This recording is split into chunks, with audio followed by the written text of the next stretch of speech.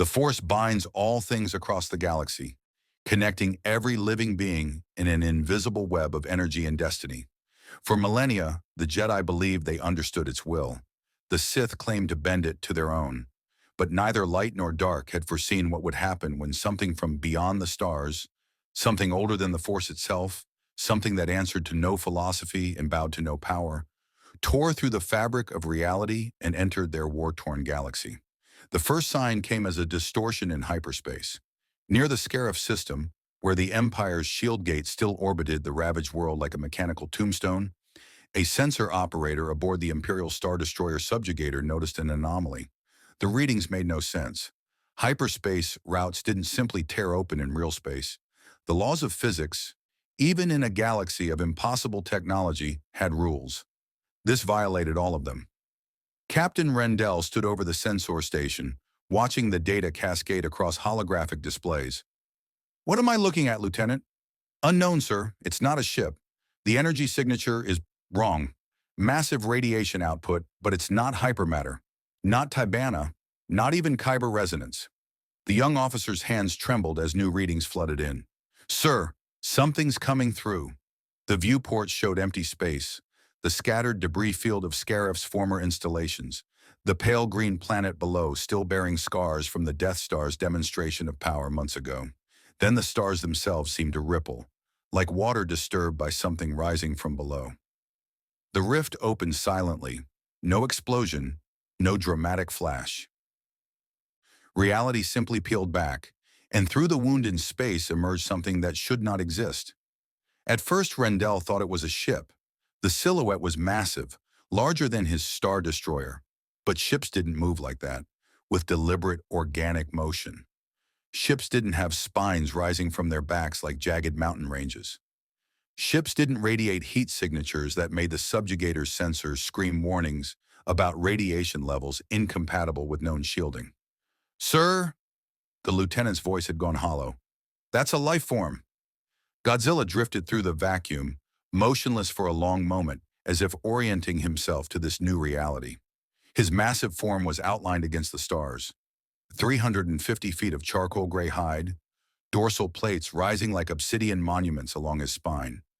Clawed hands that could crush a starfighter's, a tail that stretched longer than a CR-90 Corvette. His eyes, ancient and intelligent in a way that transcended sentience, open to survey this strange new hunting ground. Then he sensed it. Energy, rich, concentrated, calling to him like the radiation from dying stars he had fed upon in his own universe.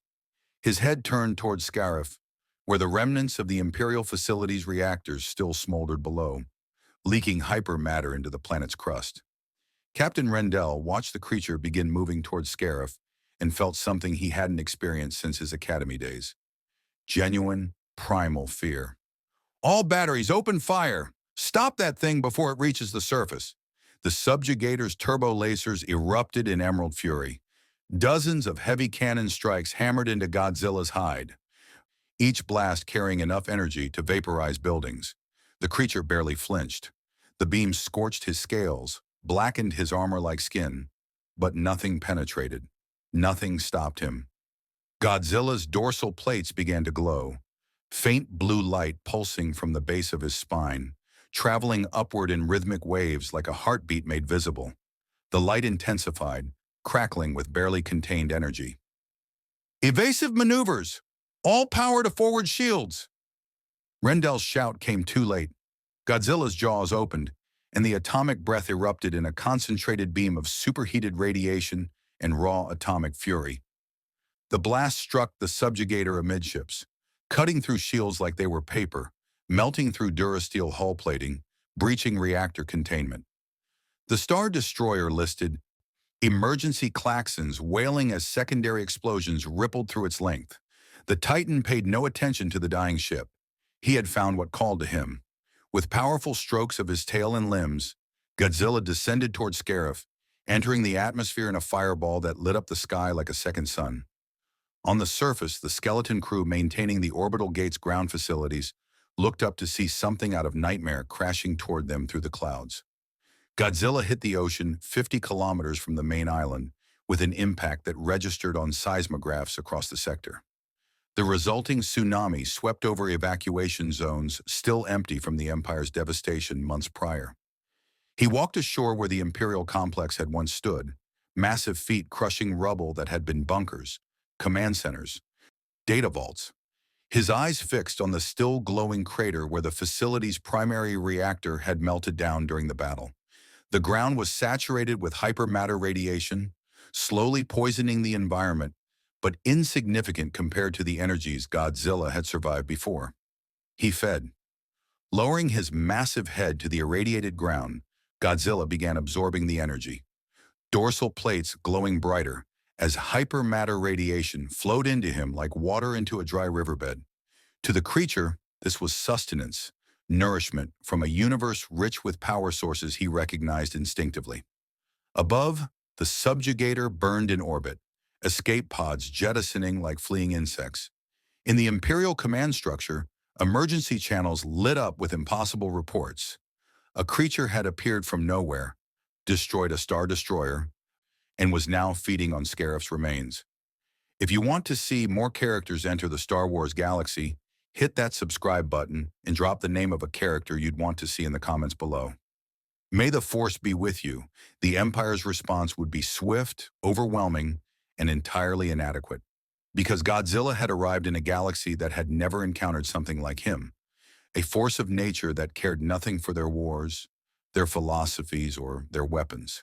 He was simply following the most basic instinct of any apex predator. Find food, establish territory, survive.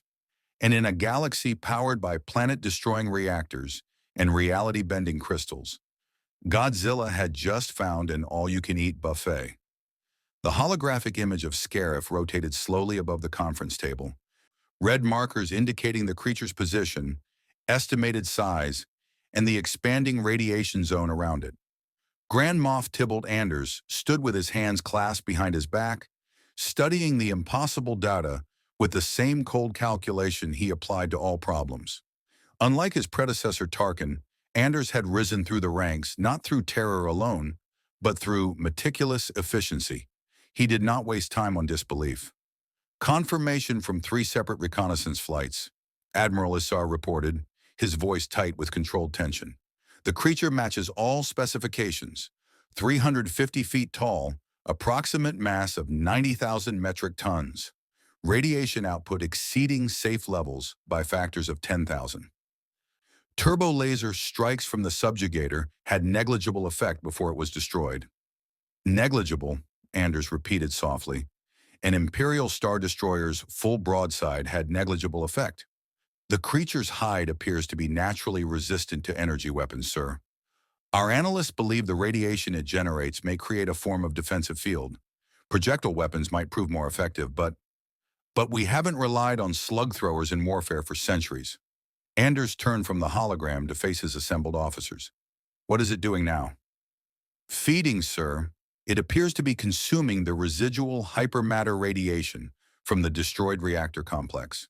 Geological surveys indicate it's absorbing energy directly from the contaminated soil and water.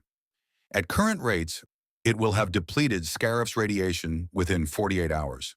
And then, Anders asked, though he suspected he knew the answer. Then it will seek other sources. The creature arrived through a hyperspace anomaly. We believe it was drawn here by energy signatures. If that hypothesis is correct, every reactor, every hypermatter core, every installation in the galaxy becomes a potential target. Anders walked to the viewport, looking out at the stars beyond the Executor-class Star Dreadnought Annihilator's command bridge. Has Lord Vader been informed? His shuttle departed from Mustafar an hour ago, Grand Moff. He should arrive within the day. Anders nodded. Vader's involvement was inevitable. The Dark Lord had been given carte blanche by the Emperor himself to pursue any threat to Imperial stability. A creature that could shrug off Star Destroyer firepower and appear drawn to the Empire's own power sources certainly qualified. What about the Emperor? Does Palpatine know? Imperial intelligence transmitted reports to Coruscant 6 hours ago. We await His Majesty's response. In the depths of the Imperial Palace on Coruscant, Palpatine stood before the massive viewport of his throne room, Gazing out at the city planet's endless sprawl, his withered hands rested on the windowsill, yellow eyes reflecting the streaming lights of countless speeders and shuttles. Behind him, the royal guard stood motionless, crimson sentinels who saw and heard everything while revealing nothing. The emperor's lips curled into something that might have been a smile. Fascinating, he whispered to the empty air. A creature the Force cannot touch. A beast that feeds on the very power sources we have built our empire upon. His voice carried the rasp of ancient malice and dark curiosity. Not since the days of the ancient Sith have I encountered something so primal. He had felt the disturbance when it arrived, not through the Force directly, but through its absence. Where Godzilla existed, there was a void, a blank space in the cosmic tapestry that even Palpatine's vast power could not penetrate or manipulate. The creature was not Force-sensitive, not Force-resistant. It simply existed outside the paradigm entirely, as alien to the Force as vacuum to atmosphere. Perhaps, Palpatine mused, the galaxy requires a reminder that the Empire's might extends beyond the Force itself. Let Anders have his opportunity. Let Vader test himself against this Titan. We shall see what lessons emerge. He turned from the window, yellow eyes gleaming with the cold fire of schemes within schemes. If the creature could be controlled, it would be worth more than a dozen Death Stars. If it could not, well, there were always ways to turn even chaos to one's advantage. On Scarif, Godzilla lifted his head from the irradiated crater, the last traces of hypermatter energy flowing into his massive form. His dorsal plates dimmed from brilliant blue to a soft, pulsing glow, the satisfied rhythm of a predator that had eaten its fill. But the feeding had done more than satisfy hunger. It had awakened something in him, a sense memory of this new universe's energy patterns. He could feel them now, scattered across the star-dotted darkness above. Dozens of power sources, some small and weak like the ships that buzzed overhead, others massive and bright like distant suns. The largest sang to him from somewhere far away, a cluster of hypermatter reactors so dense they registered like a galaxy-spanning constellation. Kuat, the drive yards, the Empire's primary shipbuilding facility, home to dozens of capital ships under construction, hundreds of reactors running simultaneously, and enough concentrated energy to call to Godzilla like a lighthouse to a ship lost at sea. He waded back into Scarif's ocean, submerging beneath waters that boiled around his superheated form. His powerful tail propelled him through the depths, heading for deeper water, for the darkness where he could orient himself to this new hunting ground. Above, Imperial probe droids tracked his movements, feeding data to the fleet assembling in high orbit. Grand Moff Anders watched the tracking data and made his decision. Assemble Task Force Titan, 20-star destroyers, full fighter complements, and authorized deployment of the orbital bombardment platforms from Balmorra. If conventional weapons won't penetrate its hide, we'll bury it under enough firepower to glass a continent. Sir, the ecological damage to Scarif is irrelevant. Scarif is already a strategic loss. Better to destroy it completely than allow that creature to escape and threaten core Imperial facilities. Anders turned to face his command staff, his expression carved from Durasteel resolve. We kill it here, gentlemen. Whatever it takes. The Empire will not be threatened by a beast, no matter how large. In the depths of Scarif's ocean, Godzilla's eyes opened in the darkness, ancient and patient. He had survived worse than this galaxy's weapons. He had faced rivals, monsters, and even beings that claimed godhood. He had been burned by nuclear fire, buried under mountains, cast into the abyss. And he had always risen. This galaxy would learn what his own universe had learned long ago. Godzilla was not just a creature. He was an apex predator, a living embodiment of nature's wrath, a force that existed beyond the comprehension of those who believed technology and power could control everything. The king of monsters had arrived, and the galaxy would bow, or it would burn. Task Force Titan assembled over Scarif like a steel constellation. 20 Imperial Star Destroyers formed a perimeter around the planet, their wedge-shaped hulls bristling with weapons locked on the ocean below. Between them floated 6 orbital bombardment platforms, massive spherical stations designed for planetary siege warfare, each mounting turbo-laser batteries powerful enough to crack tectonic plates. Fighter squadrons patrolled the upper atmosphere in precise formations. TIE fighters, TIE bombers, even a wing of experimental TIE defenders pulled from the Lothal trials. Grand Moff Anders observed the deployment from the bridge of his flagship, the Annihilator. The tactical display showed Godzilla's last known position, a thermal signature 30 kilometers off Scarif's eastern coast, stationary at a depth of 2,000 meters. "Target locked, sir," the weapons officer reported. "All ships report ready to fire on your command." Anders studied the display a moment longer. The creature hadn't moved in 6 hours. Perhaps it was sleeping. Perhaps it was simply waiting. Either way, this was their opportunity. "All batteries, concentrated fire on target coordinates. Bombardment platforms, full power. Commence firing." The void erupted in green fire. Turbo laser bolts rained down like a meteor storm, thousands of shots converging on a single point in Scarif's ocean. The water exploded upward in superheated geysers, steam blasting into the stratosphere. The bombardment platforms added their devastating firepower. Lance beams that could bore through planetary shields. Plasma mortars that detonated with the force of tactical nuclear weapons. The ocean itself began to boil. Massive whirlpools forming as trillions of gallons of water flash vaporized under the assault.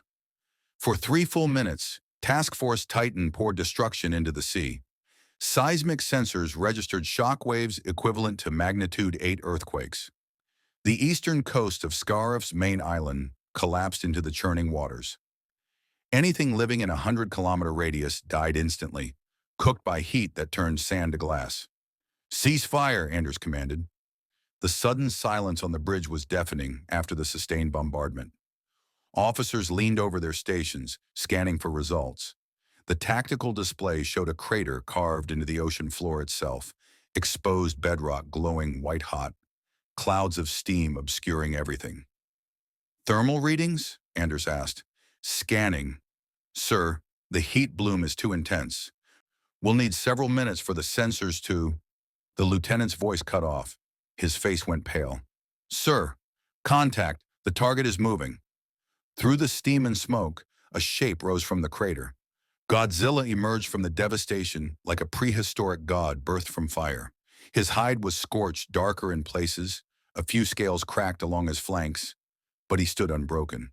The bombardment that should have vaporized a city had barely wounded him. His dorsal plates began to glow. "Evasive action," Anders shouted, but capital ships don't dodge. They endure. Godzilla's atomic breath lanced upward, a column of superheated plasma and radiation that burned through atmosphere in an instant. The beam struck the Devastator, one of the Star Destroyers in low orbit, punching through its ventral shields and hull like they were tissue paper. The ship's hypermatter reactor went critical, and the Star Destroyer exploded in a flash that momentarily rivaled Scarif's sun. The Titan's head swept sideways, the atomic beam cutting through the space like a blade. Another Star Destroyer, the Imperator, caught the attack along its starboard side. The beam carved through its superstructure, severing the command tower. Escape pods launched in desperate clouds as the mortally wounded vessel began its death spiral toward the planet below. "All ships, full reverse. Get us out of his range." Anders gripped the railing as the Annihilator began backing away, its massive engines straining. Around them, the fleet scattered, decades of tactical discipline fracturing in the face of something that simply should not be possible. Godzilla tracked another target, one of the bombardment platforms. His dorsal plates glowed brighter, the atomic energy building faster this time, as if he were learning the rhythm of combat in this new galaxy. The beam struck the platform's reactor core dead center. The resulting explosion lit up the night side of Scarif like a miniature star, debris raining down across 3 continents. "Status report," Anders demanded, forcing his voice to remain steady even as another Star Destroyer, the Relentless, took a glancing hit that vaporized its entire port flight deck. 3 Star Destroyers destroyed, 4 more severely damaged, 2 bombardment platforms destroyed, 1 offline. Fighter losses. "Sir, we've lost 60% of our fighter complement. The radiation from that creature's breath is disrupting targeting systems and frying electronics within combat range." Anders stared at the tactical display in disbelief. In less than 5 minutes, Godzilla had decimated a force capable of conquering planetary systems. The creature stood in the shallow waters off Scarif's coast, wreathed in steam and smoke, utterly untouchable. Pull back to high orbit, establish defensive perimeter, and get me a direct line to Mustafar. Anders turned to his communications officer. It's time to inform Lord Vader that conventional warfare has failed. Deep in space, Darth Vader's shuttle streaked toward Scarif at maximum speed. The Dark Lord sat motionless in the passenger compartment, his breathing apparatus's steady rhythm the only sound. Through the Force, he had felt the deaths, not the individual troopers or pilots, but the massive disruptions as three-star destroyers and their crews died almost simultaneously. Thousands of lives snuffed out in moments. But that was not what had drawn his attention. When Vader reached out through the Force toward Scarif, seeking to understand the threat, he encountered something unprecedented. Where the creature existed, there was nothing. Not an absence of the Force, not a void like the Yuuzhan Vong of ancient legends. Simply a place where the Force ended, like trying to perceive a wall by feeling the air around it. Godzilla existed outside the Force entirely. He could not be manipulated, could not be sensed, could not be touched by either light or dark side abilities. For someone like Vader, who had spent his life first serving and then commanding the Force, it was like trying to grasp smoke. Interesting. His gloved hand clenched slightly. If the Force would not serve, then other methods would suffice. Vader had hunted Jedi who could bend reality itself, had faced armies, had walked through infernos and asteroid fields. A single creature, no matter how large, was simply another obstacle to overcome. The shuttle dropped out of hyperspace at the edge of the Scarif system, and Vader's yellow eyes studied the chaos ahead. The remnants of Task Force Titan retreated in disorder, while Godzilla waded deeper into the ocean, seeking the cooler depths after his exertion. The Titan's dorsal plates still glowed faintly, a warning to anything that might consider attacking again. Lord Vader, Grand Moff Anders' voice crackled through the comm. We've attempted orbital bombardment with no significant effect. The creature's hide is resistant to energy weapons, and its counterattack capabilities exceed. I am aware of your failure, Grand Moff. Vader's voice cut through the report like a blade. Prepare a transport. I will assess this creature personally. My lord, with respect, the radiation levels alone are irrelevant. The creature has demonstrated it cannot be destroyed from orbit. Therefore, I will determine if it can be destroyed at all. Vader stood, his cape settling around his shoulders. And if it cannot be destroyed, I will determine if it can be redirected. Because Vader understood something Anders did not. Godzilla was not attacking the Empire, he was feeding. Which meant the creature followed patterns, instincts, needs that could potentially be exploited. The question was not whether the beast could be killed. Clearly conventional weapons were insufficient. But whether it could be controlled, manipulated, or at minimum driven away from critical Imperial infrastructure. On Scarif below, Godzilla settled into the ocean depths, conserving energy after his battle. His ancient mind processed this new reality with predator instinct. The small metal things above had hurt him, not seriously but enough to earn respect. They were more dangerous than they appeared. He would need to be cautious. But he could also feel it now, clearer than before. The massive energy source calling to him from beyond this world. Somewhere in the darkness of space, there was power that dwarfed even the exploded metal thing's reactors. Power worth fighting for, worth claiming. Kuat Drive Yards. Though Godzilla had no name for it, he knew its location, its promise. And once he had rested, once he had adapted fully to this galaxy's energies, he would go there. Nothing would stop him. The Lambda-class shuttle descended through Scarif's turbulent atmosphere, bucking against thermal updrafts from the still-boiling ocean. Darth Vader stood in the passenger bay, magnetically locked boots keeping him steady while junior officers and stormtroopers around him gripped support handles with white-knuckled intensity. The Dark Lord was utterly still, his breathing apparatus cycling with mechanical precision, his presence in the Force like a gravitational well that made everyone aboard instinctively lean away. Approaching drop zone, Lord Vader, the pilot announced nervously. Radiation levels are manageable. Your armor should provide adequate shielding for approximately 1 standard hour. Vader said nothing. An hour was more than sufficient. The shuttle set down on a plateau overlooking the eastern coast, one of the few areas not submerged or irradiated beyond survivability. Through the viewport, Vader could see the devastation. Kilometers of coastline simply erased, the ocean still steaming, the sky choked with ash and vapor. And in the water, perhaps 3 kilometers offshore, a dark shape moved beneath the surface. The boarding ramp extended with a hiss of hydraulics. Vader descended without hesitation, his boots crunching on the scorched rock. Behind him, a squad of stormtroopers followed, their armor's rad counters clicking ominously. The Grand Moff had insisted on the escort. Vader had allowed it, though he knew they would be useless if the creature attacked. He walked to the edge of the plateau and stopped, looking out over the churning sea. Through his helmet's sensors, he could track the thermal signature moving slowly through the depths.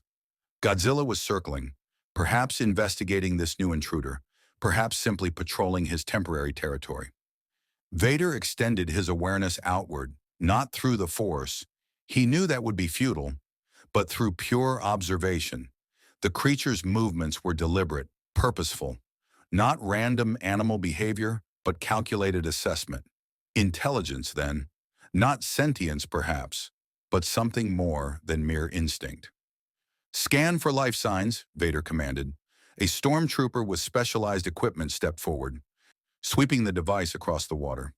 Sir, readings are unprecedented. The creature's mass is generating interference, but we're detecting a core temperature exceeding 1,000 degrees. Multiple organ systems, all functioning. Heart rate approximately 4 beats per minute.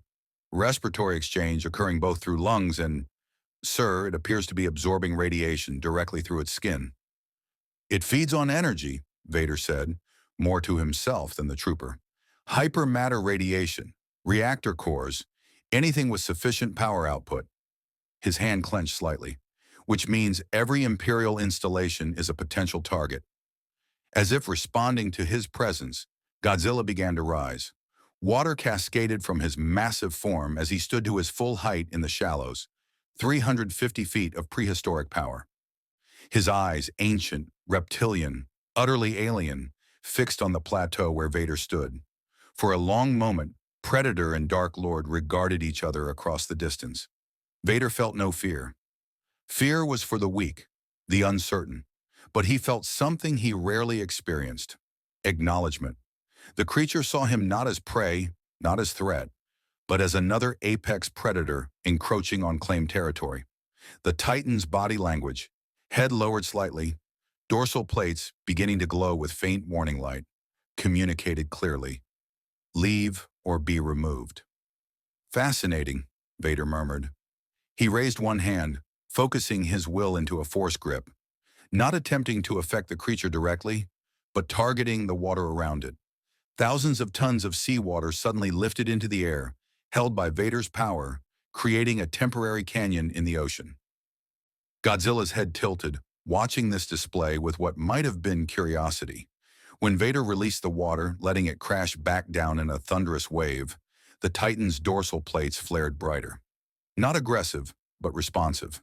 A demonstration met with demonstration. It understands shows of power, Vader observed.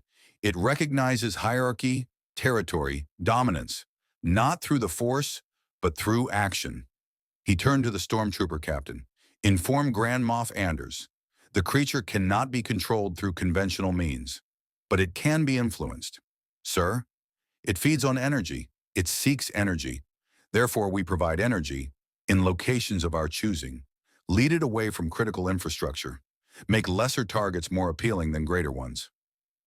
Vader watched Godzilla settle back into the water, his display apparently sufficient to mark his territory, and ensure all forces understand.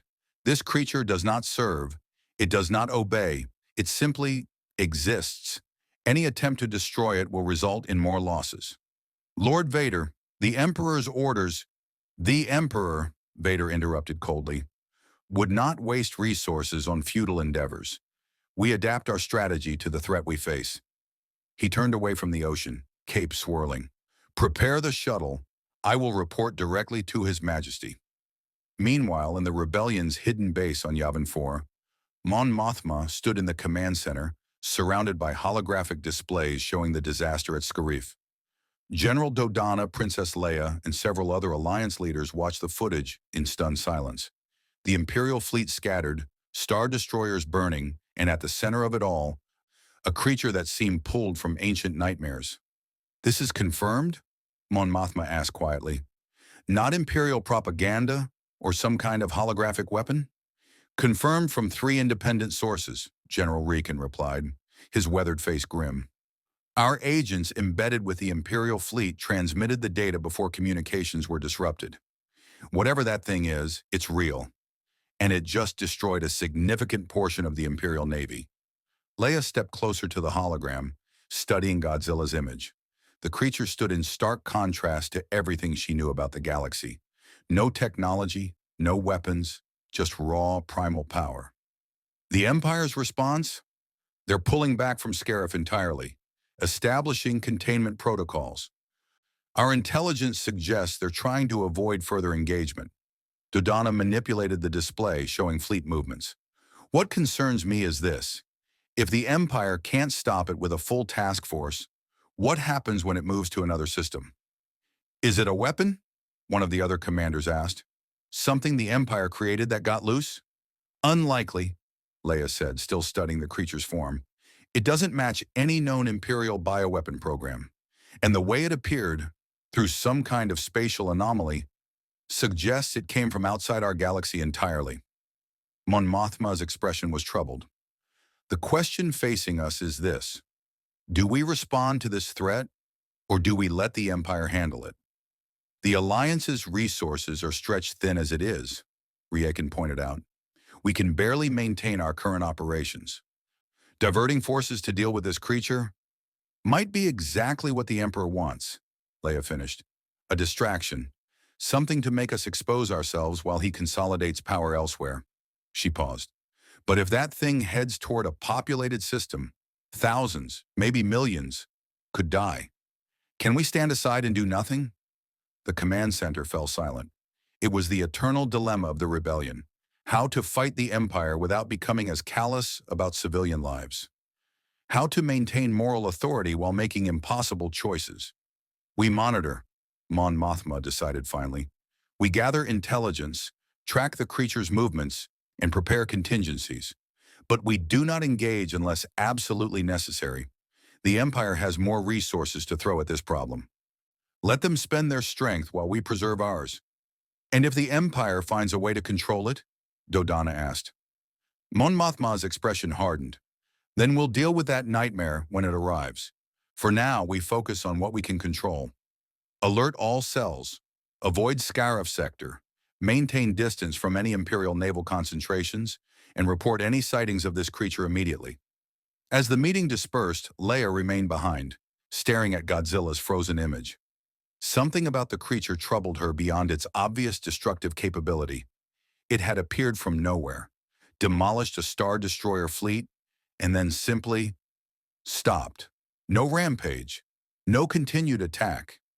It had established territory and defended it, almost like it was following rules, instincts, natural behavior rather than mindless destruction. "What are you?" she whispered to the hologram. On Scarif, Godzilla descended into the ocean depths once more, his feeding complete. The energy from this world's reactors had sustained him, but it was barely an appetizer. He could feel the true feast calling from beyond the stars, a concentration of power that sang to every cell in his massive body. Soon he would go to it, but first he needed to understand this galaxy's dangers. The small beings with their metal ships had hurt him, not fatally, not even seriously, but enough to demonstrate they were not helpless prey. Godzilla was ancient, but he was not foolish.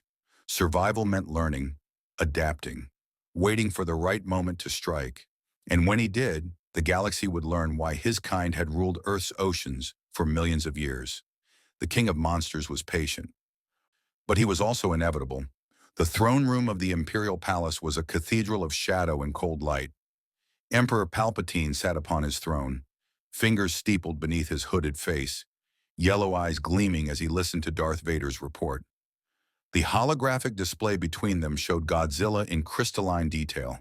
Every scale, every dorsal plate, every aspect of the creature's terrifying majesty rendered with perfect clarity. And you are certain the Force has no effect upon it? Palpatine's voice was a dry rasp, like wind through a tomb. None, my master. The creature exists outside the Force's influence entirely.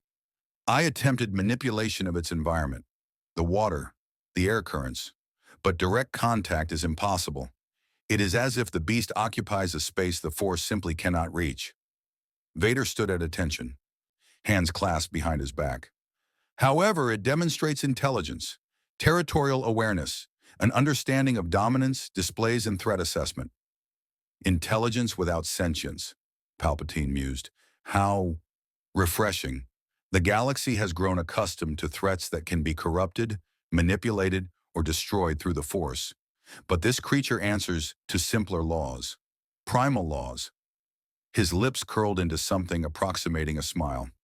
Tell me, my apprentice, what does it want? Energy, my master, specifically hypermatter radiation and similar power sources. It feeds on them. The more concentrated the source, the more strongly it is attracted. Palpatine's eyes narrowed. Then every reactor, every shipyard, every installation we have built becomes a beacon to this beast. Yes, master. Grand Moff Anders has proposed a strategy of sacrificial lures, establishing dummy reactor facilities in uninhabited systems to draw the creature away from critical infrastructure. Anders grows bold with his suggestions. Palpatine rose from his throne, descending the steps with slow, deliberate movements. But the Grand Moff lacks vision. He sees only a threat to be contained. I see opportunity. Vader remained silent, waiting. His master's mind was always working several moves ahead, seeing possibilities others could not. Consider, Lord Vader. The rebellion grows bold after their victory at Yavin. They believe they have struck a critical blow to our power. What would happen if this creature, this force of nature, were to appear above, say, Chandrila or Corellia, or any system known to harbor rebel sympathies? Palpatine's voice carried dark amusement. The rebels would be forced to choose, defend their supporters and expose themselves, or abandon those systems to save their own resources. You wish to weaponize it. It was not a question. Not weaponize, my apprentice. We cannot control it, as you have established, but we can guide it, create circumstances where its natural behaviors align with our strategic objectives. Palpatine returned to the hologram, studying Godzilla with the intensity of a scientist examining a particularly interesting specimen. It seeks energy. Very well. We shall ensure that energy appears in places most advantageous to the Empire. The creature has already demonstrated it will defend itself against aggression, Vader pointed out. Any attempt to drive it toward specific targets risks further fleet losses. Then we shall be subtle, not hurting, but baiting, not forcing, but tempting. Palpatine waved his hand dismissively. I will convene the Moffs and devise an appropriate strategy.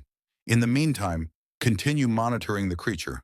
Learn its patterns, its habits, everything that makes it predictable. As you wish, my master. Vader bowed slightly. However, there is one additional concern. The creature arrived through a hyperspace anomaly. If one such breach is possible, then others may follow. Palpatine's expression darkened. Yes, I have felt the disturbance in the force surrounding Scarif. Reality itself was wounded when the beast emerged. Such wounds do not heal quickly, and they attract attention. He turned his yellow gaze to Vader. Have the Inquisitorius investigate. If there are more creatures like this, I wish to know before they arrive. After Vader departed, Palpatine remained in the throne room, alone with his thoughts and the hologram of Godzilla. The creature's eyes stared out from the projection, ancient and implacable. For the first time in decades, the Emperor felt something approximating excitement. The galaxy had grown stale, predictable. Jedi hunted to extinction, Sith reduced to the rule of two, the rebellion a manageable threat. But this was something new, something that could not be bent to the dark side, could not be seduced or destroyed through familiar means. a true unknown variable in equations he had spent a lifetime perfecting. You and I are not so different, beast, Palpatine whispered to the hologram. We are both predators who have outlived our age. But where you are simple in your needs, I am complex in my desires. We shall see which approach proves superior. Deep beneath Scarif's ocean, Godzilla rested in a trench 3,000 meters deep. His metabolic processes slowed to a crawl, conserving energy while his body adapted to this galaxy's unique radiation signatures. Around him, the few surviving native creatures that hadn't fled kept their distance, instinctively recognizing an apex predator that occupied a level of the food chain they couldn't comprehend. But even in his rest state, Godzilla's senses remained active. He felt the vibrations in the water, ships passing overhead, distant weapons testing, the rhythmic pulse of a planet's tectonic activity. He tasted the chemical signatures in the currents, learning what was natural to this world and what was artificial. Most importantly, he continued to sense that distant beacon of energy calling to him like a lodestone. Kuat. The name meant nothing to him, but the promise of power did. His instincts told him to rest longer, to fully acclimate before attempting the journey. But instinct also warned that the small beings were planning something. They had attacked once and failed. They would attack again, with new strategies, new weapons. Staying in one place too long invited disaster. Godzilla's eyes opened in the darkness, glowing faintly with bioluminescence. Decision made. He would feed once more from Scarif's remaining energy sources, then depart before the small beings could mount another assault. The journey to the distant power source would take time. He would need to move through the void between stars as he had done when crossing from his universe to this one. Not swimming, but something else. A form of movement his kind had evolved over eons when planetary hunting grounds grew insufficient. On the bridge of the Annihilator, Grand Moff Anders reviewed reconnaissance data with mounting unease. Godzilla had been stationary for 18 hours now, resting in the deepest trenches of Scarif's ocean. Thermal scans showed his metabolism had slowed significantly, but the creature's core temperature remained dangerously high, indicating this was temporary dormancy, not true hibernation. Analysis suggests the creature is preparing for extended travel, his chief science officer reported. A Chiss woman named Syndra. She had been invaluable in interpreting the bizarre data Godzilla generated. Its behavior pattern matches migratory species preparing for long journeys. We believe it's resting before departing Scarif. Departing to where? Anders demanded. Syndra manipulated the holographic display, showing a trajectory analysis. Based on the creature's orientation and the direction it faces during surface observations, we calculate it's pointed toward the core worlds, specifically the Kuat sector. The bridge went silent. Every officer present understood the implications. Kuat Drive Yards was the single most important military production facility in the Empire. Dozens of Star Destroyers under construction, hundreds of smaller vessels, thousands of workers, and enough concentrated hypermatter reactors to dwarf anything Godzilla had encountered so far. How soon? Anders asked quietly. Unknown, sir. We don't know its travel speed or method. The creature arrived through a dimensional rift, but our sensors have detected no similar anomalies since. It may attempt conventional space travel, which would take months, or it may possess some method we cannot predict. Anders turned to his communications officer. Get me a priority channel to Kuat. Alert Director Krennic that a potential threat is heading his way, and relay all our combat data. I want them prepared for what's coming. Sir, Director Krennic is currently overseeing Death Star 2 construction. Should we inform him specifically? Especially him. If that creature reaches the construction site, Anders didn't finish. They all knew what would happen. The Death Star 2 represented the Empire's entire strategic future. Its super laser, once operational, would render the rebellion's symbolic victory at Yavin meaningless. But the station's reactor, still being installed, still vulnerable, would call to Godzilla like nothing else in the galaxy, a feast worth destroying anything to reach. Double our surveillance net. I want to know the instant that creature moves. And get me Lord Vader again.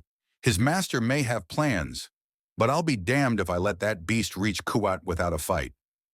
In the darkness below, Godzilla stirred. The small beings above were moving, planning, preparing. Good. Let them. It changed nothing. He was patient, but he was also inevitable. The galaxy would learn this truth soon enough. The king of monsters had chosen his destination.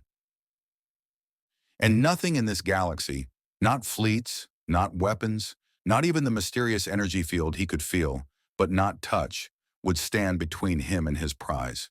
The Kuat drive yards stretched across orbital space like a mechanical colossus. Hundreds of construction platforms, dry docks, and foundries arranged in concentric rings around the planet Kuat. From this single facility, the Empire's military might was literally forged. Star destroyers in various stages of completion floated within electromagnetic scaffolding, their hulls incomplete, their systems exposed. Smaller vessels, cruisers, frigates, corvettes, moved through assembly lines with industrial precision. And above it all, in geostationary orbit, loomed the incomplete skeleton of Death Star 2. Director Orson Krennic stood in the command center of Orbital Platform 7, studying the threat assessment with barely contained fury. His white cape hung from his shoulders like a banner of authority, but his dark eyes betrayed the anxiety churning beneath his composed exterior. Beside him, Admiral Motti reviewed the combat data from Scarif with growing concern. 20 Star destroyers, Motti said quietly. Task Force Titan included some of the Navy's finest vessels and crew, and this creature destroyed 3 of them in under 5 minutes. I read the report, Admiral. Krennic's tone was ice. What I want to know is why we're only now being informed that a planet-destroying monster is heading directly toward the Empire's most critical installation. Grand Moff Anders believes the creature is attracted to hypermatter radiation signatures. Given the concentration of reactors at Quat, obviously, Krennic turned from the viewport to face Motti directly. Which brings us to the more important question, what are we doing about it? Motti gestured to the tactical display. I've redirected 6 Star Destroyer battle groups to Kuat's defense. Combined with the facility's existing garrison, we'll have 40 capital ships, 300 starfighter squadrons, and the orbital defense platforms. Additionally, I've authorized deployment of experimental weapons from the Tarkin Initiative. If conventional turbo lasers won't penetrate its hide, perhaps resonance disruptors or molecular destabilizers will prove more effective. And if they don't? The Admiral had no answer. Krennic could see it in his eyes, the same helpless uncertainty that had infected the entire Imperial command structure since Godzilla's arrival. For all their technology, all their weapons, all their vaunted superiority, they were facing something that simply didn't care about their power. The Emperor has sent instructions, Krennic said finally, pulling up a classified transmission on his datapad. We are to establish a sacrificial lure in the Listahol system, an uninhabited sector with an old Clone Wars-era reactor complex. The theory is that we can draw the creature away from Kuat by providing an easier meal. And if it ignores the bait, then we discover just how much destruction the drive yards can sustain before productivity is compromised. Krennic's voice was bitter. My Death Star survives 2 assassination attempts in a rebel assault, only to be threatened by a glorified predator from outside our galaxy. The irony would be amusing if it weren't so catastrophic. In the incomplete superstructure of Death Star 2, work crews scrambled to accelerate the installation of the primary reactor. General Tian Gergerod oversaw the operation personally, his normally calm demeanor cracking under the pressure. The station was months away from operational status, but the reactor, once fully installed, would generate more energy than any other structure in the galaxy. A beacon that would call to Godzilla like a siren song. Can we shield the reactor signature? Gergerod asked his chief engineer. Not without shutting it down completely, General. And if we do that, we lose all construction capability. The station relies on that reactor for its power grid. Gergerod rubbed his temples.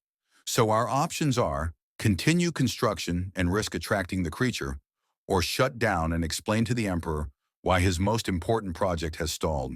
Yes, sir. Those are our options. Wonderful, absolutely wonderful.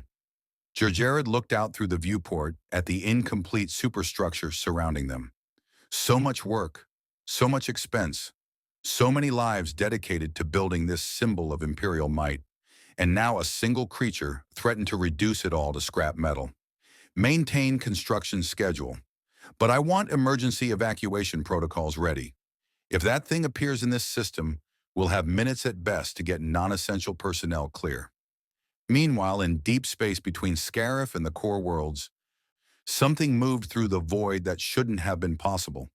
Godzilla swam through space itself, his massive form propelled by some force that defied conventional physics. Not hyperspace travel that required technology, calculations, entry vectors. This was something else, something primal. His dorsal plates glowed softly, channeling energy in ways the galaxy's scientists would have killed to understand. The radiation he had absorbed from Scarif's reactors fueled this journey, converted into a field that allowed him to move through vacuum as easily as through water. It was not flight, not precisely swimming. Rather, Godzilla moved through space-time itself, creating localized distortions that propelled him forward at speeds that would have seemed impossible for something his size. He navigated by instinct and energy signature. The distant beacon of Kuat called to him across light years, a promise of power that made his previous feeding seem insignificant. Around him stars streaked past, not because he was moving at relativistic speeds, but because the space he occupied moved differently than normal reality. A bubble of altered physics surrounding an apex predator that had learned to hunt between worlds. Behind him, scattered sensor buoys detected something impossible. A massive thermal signature moving through deep space without a ship, without propulsion, without any technology at all. The reports filtered back to Imperial Command, where analysts stared at the data in disbelief. It's not possible, one insisted. Nothing that size can move through vacuum without... Tell that to the sensor logs, his supervisor snapped. Plot its trajectory. Where is it heading? The answer came back within minutes. QOT. Direct course. Current speed, approximately 0.015 light speed, and accelerating. Estimated time to arrival, 48 hours. The Imperial command structure erupted into controlled chaos. Emergency protocols were activated. Fleets were repositioned. Evacuation of non-essential personnel from Kuat began immediately. And in the Imperial Palace, Emperor Palpatine smiled. Magnificent, he whispered, watching the tracking data. It doesn't simply feed on energy, it uses energy, converts it, adapts it to purposes we can barely comprehend. His yellow eyes gleamed with dark fascination. Lord Vader was correct. This creature operates on laws older than the Force itself. He turned to his royal guards. Inform the Moffs. Do not engage unless absolutely necessary. I wish to see what happens when an unstoppable force meets our immovable defense. The results will prove educational. On Yavin 4, rebel intelligence intercepted fragments of Imperial communications, enough to piece together what was happening. General Dodonna called an emergency briefing, projecting what little data they had captured. The creature is heading toward Kuat Drive Yard, he announced. Imperial communications suggest it's traveling through open space somehow, without a ship. ETA, less than 2 days. Princess Leia leaned forward, studying the trajectory. Kuat is responsible for more than 70% of the Empire's capital ship production. If that creature destroys the facility, the Empire's naval superiority could be crippled, Mon Mothma finished, for months, possibly years. She met Leia's eyes. This could be the opportunity we've been waiting for. The Empire distracted, their production compromised, their forces concentrated in one location. Or, Leia countered, it could be the death of thousands of workers who have no say in the Empire's policies. Civilians, families, people who just happened to work in the wrong place at the wrong time. The command center fell silent. It was the eternal moral calculus of rebellion. How many innocent deaths were acceptable in service of freedom? When did pragmatic strategy become indistinguishable from the enemy's callousness? We cannot save everyone, one of the commanders said quietly. We don't have the resources. We don't have the ships. We barely survived our last major engagement. Then we make a choice, Leia said, her voice hard with conviction. We either stand for something, or we're just another faction fighting for power. If we have intelligence that civilian lives are in danger, we act on it, even if it benefits the Empire in the short term. And how exactly do you propose we act? Dodonna asked. We can't stop that creature any more than the Empire can. Leia smiled slightly. No, but we can help evacuate civilians before it arrives. Small-scale operations, independent freighters with rebel sympathies. Get the word out through our networks. Any ship that can reach Kuwait in the next 48 hours, help evacuate workers from the outer platforms. We won't save everyone, but we save who we can.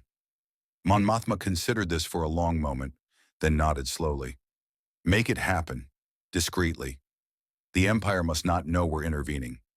This remains a humanitarian mission, nothing more. As the briefing dispersed, Leia remained behind, staring at the projected course of Godzilla's approach. The creature moved with such certainty, such purpose, not random destruction, but calculated pursuit of a goal. It knew what it wanted, it knew where to find it, and it would let nothing stand in its way. I hope you know what you're doing, she whispered to the hologram. In the void between stars, Godzilla's eyes remained fixed on his distant goal. His dorsal plates pulsed with rhythmic light, marking the distance like a countdown. Soon, very soon, the feast awaited, and the king of monsters was hungry. The evacuation of Quat drive yards began with clinical efficiency that quickly devolved into barely controlled panic. Thousands of workers, engineers, technicians, construction crews, administrative personnel flooded toward transport ships and evacuation shuttles. The Empire had protocols for this. Orderly queues, priority assignments, military personnel maintaining order. But protocols assumed rational threats, rebel attacks, reactor malfunctions, structural failures. They were never designed for something like Godzilla. Director Krennic watched from Platform 7 as transport after transport launched toward the planet's surface, each one carrying hundreds of fleeing workers. The exodus hollowed out the facility's workforce, leaving only essential personnel and military units behind. His white cape rippled as he turned to face Admiral Mahdi, who stood coordinating the defense fleet from the command center. Status of our defensive perimeter? 42 Star Destroyers in position, Director. Fighter screens deployed in overlapping coverage patterns. Orbital defense platforms armed and tracking the creature's approach vector. Mahdi pulled up a tactical display showing the massive formation surrounding Quad. We've also activated the experimental weapons. Molecular destabilizers will fire in coordinated volleys. Theory suggests if we can disrupt the creature's cellular cohesion at the quantum level. Theory? Krennic's voice dripped with contempt. We're betting the Empire's most critical facility on theory. We're betting on overwhelming firepower, Director. 42 capital ships can generate more destructive output than what Task Force Titan deployed at Scarif. Whatever that creature is, even it must have limits. Krennic wanted to believe that. He needed to believe that. But the combat reports from Scarif told a different story. Godzilla hadn't just survived the bombardment, he had barely been inconvenienced by it. And Lord Vader? Where is the Emperor's attack dog during our hour of need? Lord Vader is elsewhere. His orders come directly from the Emperor. Elsewhere. Of course. Palpatine was playing some deeper game, as always. Krennic wondered if the Emperor actually cared whether Kuat survived, or if this was just another move in some incomprehensible strategy that sacrificed pawns without hesitation. 20 light-years away, Darth Vader stood aboard a modified Lambda-class shuttle equipped with enhanced sensor arrays. He was not fleeing, he was observing. The shuttle maintained position along Godzilla's projected course, far enough to avoid detection, but close enough to track the creature's progress. Through the viewports, Vader could see him now, a dark shape moving through space like a shark through deep water, dorsal plates glowing with bioluminescent rhythm. The sight was simultaneously majestic and terrifying. Something that size moving through vacuum, propelled by forces Imperial science couldn't explain. It violated every principle of physics Vader understood, yet the evidence was undeniable. Lord Vader, the shuttle pilot called nervously, the creature is altering course. Slight vector change, but it's heading directly toward us. Vader's hand moved to his lightsaber instinctively, though he knew it would be useless. Maintain position. Do not engage engines. My lord, it senses our energy signature. Running would only confirm us as prey. Vader watched Godzilla's massive head turn toward their position. We wait. The Titan adjusted his trajectory slightly, moving closer. His eyes, ancient beyond reckoning, fixed on the small shuttle. The distance closed. 1 kilometer, then 500 meters, then 100. The shuttle's sensors screamed warnings about radiation levels, heat signatures, electromagnetic interference. Still, Vader stood motionless, watching through the force-blind void where the creature existed. Godzilla passed within 50 meters. This close, Vader could see individual scales on his hide, each one the size of a man. Could see the faint glow emanating from between his dorsal plates. Could feel, not through the force but through the shuttle's hull vibrating, the sheer power contained in that impossible form. Then Godzilla continued past, resuming his course toward Kuat. Not attacking, not even acknowledging them beyond initial curiosity. The shuttle was insignificant. Not food, not threat, not worth the energy to destroy. Interesting, Vader murmured. It categorizes threats by their energy output. We barely register. But Kuat, he turned to the pilot. Return to Imperial Center. I must report to the Emperor. At Kuat, the final hours ticked down. Most civilian personnel had been evacuated, though thousands remained. Workers who refused to abandon their posts, military units preparing for battle, and Krennic's essential staff. On the outer rim of the construction zones, several independent freighters appeared without Imperial authorization, broadcasting on open channels. Any workers seeking evacuation were taking passengers. No questions asked. An Imperial officer noticed the unauthorized vessels and moved to intercept, but Krennic stopped him. Let them operate. We don't have enough transports for everyone anyway. If some rebel sympathizers want to risk their lives helping, I won't stop them. The officer looked shocked. Directors didn't typically tolerate rebel activity, but Krennic's pragmatism won out.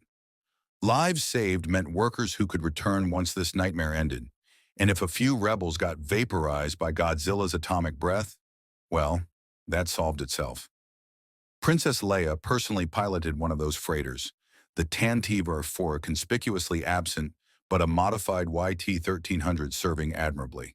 She coordinated with other rebel-affiliated captains through encrypted channels, directing them toward platforms where workers were stranded without Imperial evacuation assets. It was dangerous, chaotic work. Imperial patrols watched suspiciously, trigger fingers itchy, but the shared threat of Godzilla created temporary cooperation born of mutual desperation. We've got another 100 workers from Platform 12, one captain reported, heading to Kuat's surface now. Good work. There's still a crew trapped on Platform 26. Can anyone reach them? Negative. That platform is in the hot zone. Imperial military only. They've locked it down.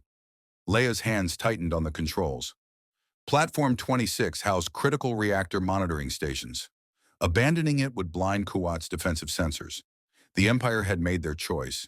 Those workers were acceptable casualties to maintain tactical advantage. Fall back to safe distance, she ordered the other ships. We've done what we can. As the last evacuation ships cleared the construction zones, the defense fleet tightened formation. Admiral Mahdi stood in the command center of his flagship, the Star Dreadnought Bellicose, studying the final deployment. Every ship was positioned in overlapping fire lanes. Every weapon was charged to maximum capacity. Every crew member understood. This was not just a battle for Kuat. This was a test of whether the Empire's military might meant anything against true primordial power. Creature will arrive in 20 minutes, the sensor officer announced. Confirm visual contact in 17 minutes. Mahdi nodded calmly, though his heart hammered. All ships, battle stations, prepare to fire on my mark. On the incomplete Death Star 2, General Jerjerrod watched his skeleton crew make final preparations. They couldn't evacuate completely.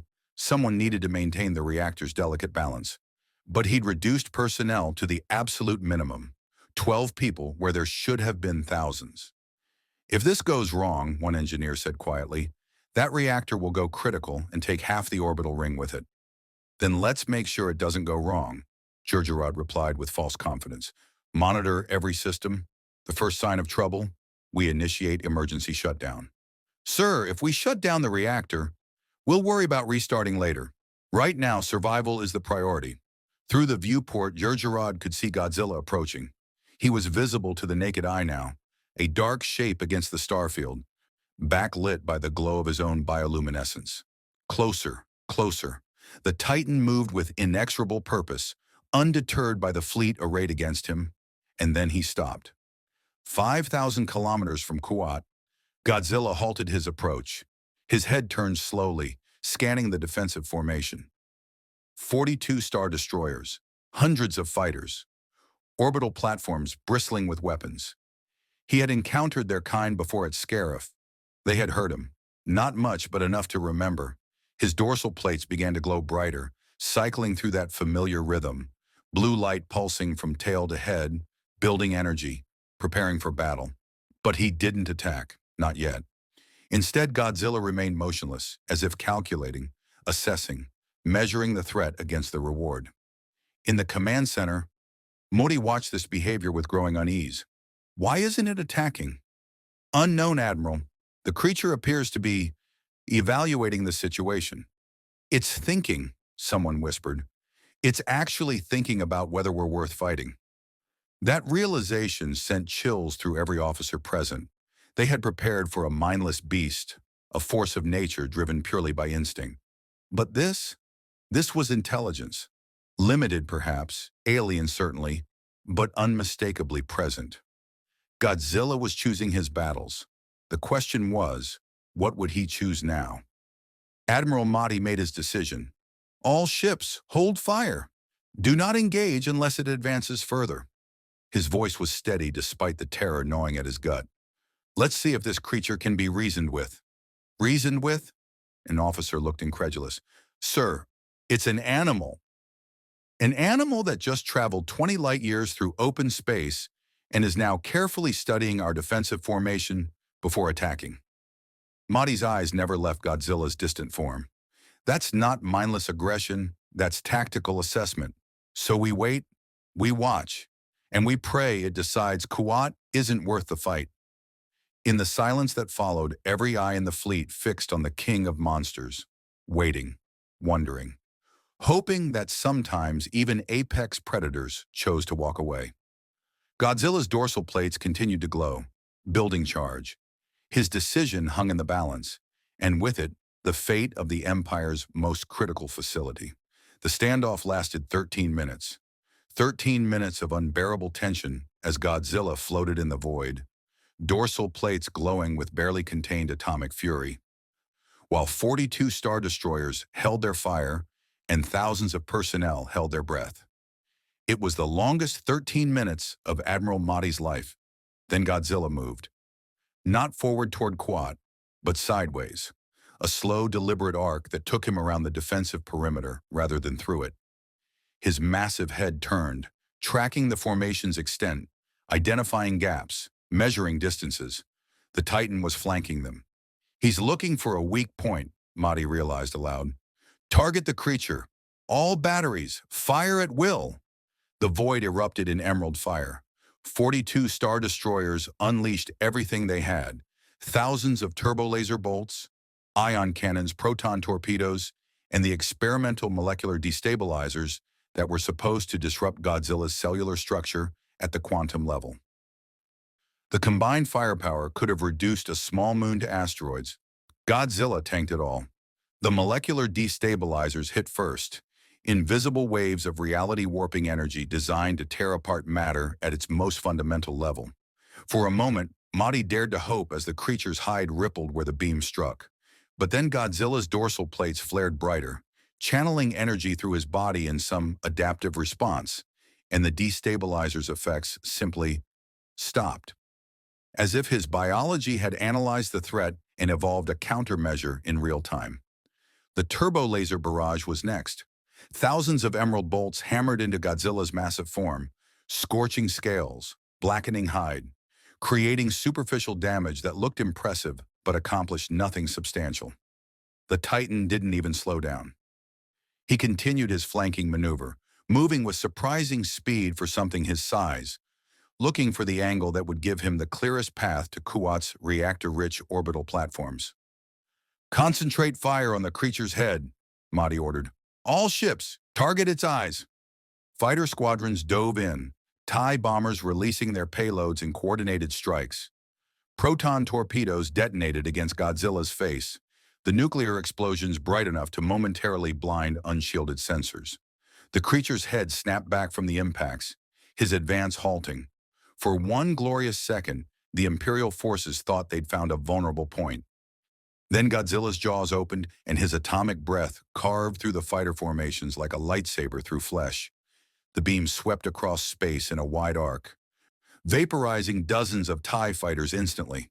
Their pilots didn't even have time to scream. One moment they were there, the next they were ionized particles scattered across the void.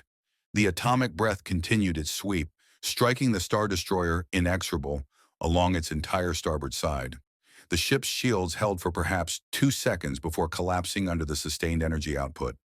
Hull plating melted. Interior bulkheads vaporized. The inexorable listed violently as catastrophic failures cascaded through its systems. Evasive maneuvers! The destroyer's captain's last command was transmitted just before the bridge exploded. Godzilla closed the distance with powerful movements, his tail sweeping through space and catching a second Star Destroyer, the Dominator, with devastating force.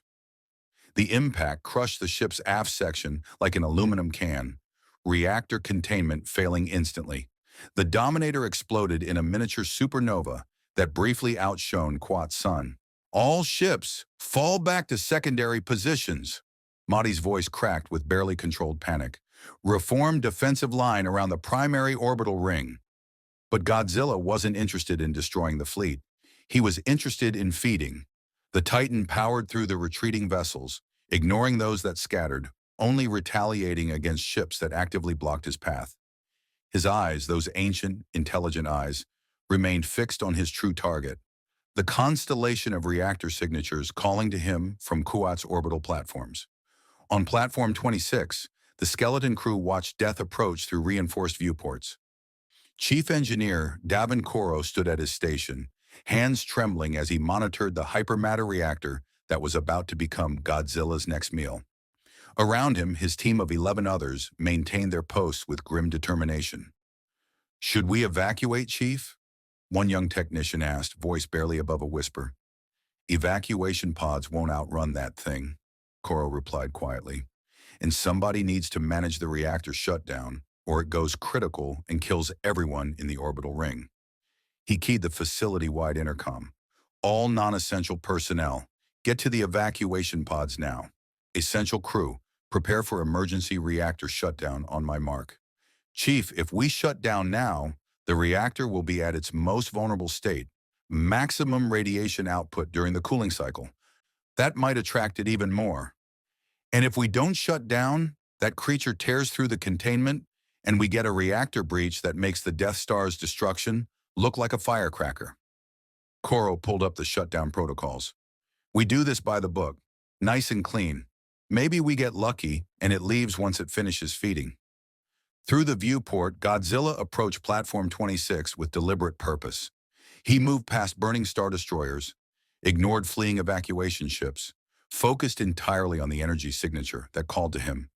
His massive hands reached out, gripping the platform's superstructure with surprising delicacy, like a human carefully picking up a fragile piece of electronics. The platform groaned under his grip. Warning klaxons blared. Crew members who hadn't evacuated rushed toward escape pods, their discipline finally breaking in the face of immediate death. But Koro and his essential team remained at their posts, fingers flying over controls, initiating shutdown sequences that would normally take 30 minutes but had to be completed in 5. "Reactor temperature dropping," one engineer reported, sweat streaming down her face. "Containment fields holding. Radiation venting through auxiliary ports as planned." Godzilla's head lowered toward those venting ports. His dorsal plates glowed brighter, and he began to feed, absorbing the hypermatter radiation directly from the cooling reactor. To the creature, this was sustenance on a scale he'd never encountered. Pure, concentrated energy flowing into him in quantities that made Scarif's leftovers seem insignificant. Inside the platform, Koro watched his instruments with growing horror. The radiation output is increasing. He's not just absorbing it, he's drawing it out faster than our vents were designed for. The containment fields are compensating, but, Chief, field strength dropping to 70%. Reroute auxiliary power. Keep those fields stable or we're all dead. Koro's hands moved across the controls with practiced precision, balancing the delicate dance of shutting down a hypermatter reactor while something outside actively drained its energy. It was like trying to safely empty a lake while a massive drain at the bottom sucked water faster than the controlled release could manage. 60%. Divert life support. Everything non-essential goes to containment. The lights dimmed. The air recycler stopped. For 90 seconds, when the platform's entire power grid focused on maintaining the containment fields while Godzilla fed. The engineers worked in near darkness, illuminated only by emergency lighting and the eerie blue glow from outside, where the creature's dorsal plates burned with absorbed energy.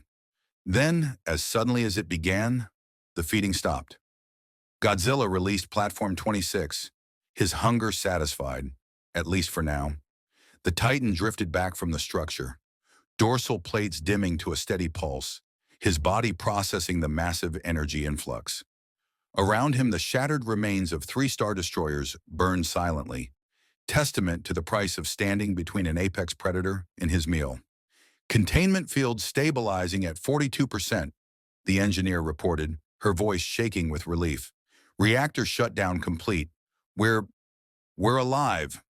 Koro slumped in his chair, adrenaline crash hitting him like a physical blow. Status report to Admiral Motti. Platform 26 is intact, but the reactor is offline. Estimate 6 weeks for repairs and restart. On the bridge of the Bellicose, Admiral Motti received the report with mixed emotions.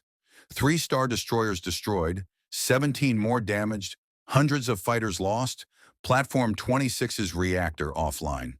The cost had been catastrophic, but Kuat itself still stood. The drive yards remained largely intact, and most importantly, the creature was sated. Godzilla floated in space near the platform, his massive form relaxed now, no longer radiating aggression. His head turned slowly, surveying the defensive fleet with what might have been satisfaction or contempt. Impossible to tell with an intellect so alien. Then he began moving again, not toward another platform, but away from Kuat entirely, angling upward out of the orbital plane. "Where is it going?" someone asked. Modi pulled up tracking data, following Godzilla's new trajectory. The Titan was heading toward Kuat's outer system, specifically toward an irradiated moon that orbited the gas giant Kuat's Eye, a natural satellite that had been used for hazardous materials disposal for decades, saturated with low-level radiation from industrial waste. It's looking for a lair, Modi realized, somewhere to rest after feeding, somewhere already irradiated so it feels like home. He watched Godzilla's distant form disappear into the darkness, heading for his chosen territory. The Battle of Kuat, if it could even be called a battle, was over. The Empire had survived, but barely. And the creature remained, establishing itself in the galaxy like an invasive species that had found an ecological niche no one knew existed. Director Krennic appeared on Modi's holographic display, his white cape immaculate despite the chaos. "Admiral, damage assessment? 3 capital ships destroyed, 17 damaged, 1 platform reactor offline, estimated casualties at 8,000. Modi's voice was hollow. "The creature has withdrawn to Kuat's outer system. Current assessment, it's claiming territory." "Wonderful, absolutely wonderful." Krennic's sarcasm was palpable. "So we've gone from fighting it to, what, coexisting with it?" "Unless you have a better suggestion, Director." Krennic had no response. They both understood the truth. Godzilla could not be killed with current Imperial capabilities. He could not be controlled. He could not be reasoned with in any conventional sense. The only option was adaptation, learning to exist in a galaxy that now contained an apex predator attracted to the very power sources that fueled civilization. On the irradiated moon, Godzilla settled into a crater deep enough to accommodate his massive frame. The ambient radiation was low-grade but constant, comfortable in the way a human might find a warm bath soothing. His dorsal plates dimmed to barely visible embers. His breathing slowed, his eyes closed. The king of monsters had claimed his domain, and the galaxy would learn to live with its new resident, or die trying. The Imperial War Room on Coruscant was a study in controlled fury. Grand Moffs, admirals, generals, and Director Krennic stood around the holographic display showing the Kuat system, now permanently marked with a red zone indicating Godzilla's claimed territory. Emperor Palpatine sat at the head of the table, his hooded face hidden in shadow, yellow eyes gleaming as he listened to the reports with unsettling patience. 8,000 casualties, Grand Moff Anders recited. 3-star destroyers destroyed, 17 requiring extensive repairs. Platform 26's reactor will be offline for at least 6 weeks. Fighter losses exceed 400 units, and the creature has established permanent residence in our second most strategically important system. Not to mention the psychological impact, another Moff added. Word is spreading through the ranks. Our forces witnessed an enemy shrug off the combined firepower of 40-star destroyers. Morale is irrelevant. Palpatine's voice cut through the discussion like a vibroblade. What matters is adaptation. We have learned the creature's patterns. It feeds, it rests, it claims territory. These are predictable behaviors. His withered fingers steepled beneath his chin. The question before us is not how to destroy it. Clearly, conventional methods are insufficient, but how to ensure it serves Imperial interests. Serves, Master? Darth Vader spoke from his position beside the throne. The creature cannot be commanded. No, but it can be influenced. Palpatine gestured, and the hologram shifted to show multiple star systems. It is attracted to concentrated energy sources. Very well. We control where those sources are placed. We control which systems generate strong enough signatures to draw its attention. His smile was a predatory thing. The Rebel Alliance has sympathizers throughout the Outer Rim. Systems that provide them with resources, safe harbor, logistical support. What would happen if one of these systems suddenly experienced a catastrophic reactor malfunction? One that generated energy signatures similar to what the creature encountered at Kuat. The room fell silent as the implications sank in. You're suggesting we use it as a weapon, Krennic said slowly, deliberately attract the creature to rebel-held or rebel-sympathetic systems? I am suggesting we acknowledge reality, Director. The creature exists. It feeds. It will feed again. Rather than allow it to choose targets randomly, potentially threatening critical Imperial infrastructure, we guide its hunger toward our enemies. Palpatine's eyes gleamed with dark satisfaction. Let the rebellion face what our fleets could not stop. Vader shifted slightly. Master, such a strategy assumes the creature will respond predictably. If it develops new feeding patterns, or if it learns to seek out even larger energy sources, then we adapt again, my apprentice, as we always have. Palpatine stood, his robes falling around him like shadows given form. The creature is a force of nature. We do not control nature, we channel it. Rivers cannot be stopped, but they can be directed. Avalanches cannot be prevented, but they can be triggered at opportune moments. He turned to face the assembled officers. Prepare contingencies.